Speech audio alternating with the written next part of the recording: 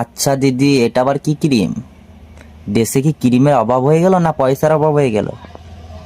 আমাকে বলতে পারতে, একটা আমি ভালো ক্রিম দিয়ে আসতাম মাখতে। না তোমার বর তোমাকে কিনে দেয় না? আমাকে বলতে পারতে কমসে কম একবার, আমি গিয়ে দিয়ে আসতাম।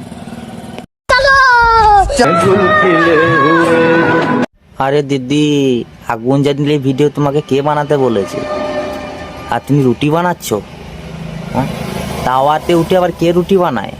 হ্যাঁ, ये क्या है? यानी क्या सोच के 60,000 रुपए का मेकअप बुक कराया मैंने। कोई জানি না তুমি কি ভেবে এই মেকআপটা করেছো, বাট যাদের মাথায় মানে গোবর আছে না, তারাই এরকম মেকআপ করবে। 60,000 টাকা দিয়ে এরকম মেকআপ কেউ করবে না তোমার মতো, এই খ্যাপাচোদারাই করবে।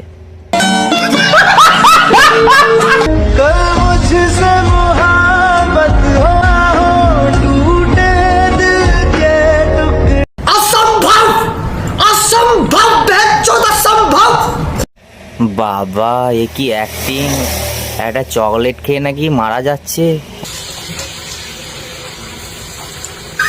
सब क्या देखना पड़ रहा है? अच्छा है मैं अंधा हूँ। আরে দিদি, এটা কি দেখছি? এক ভাবলাম এক করে দিলে। বেসনটা কি মুখে মাখা জিনিস?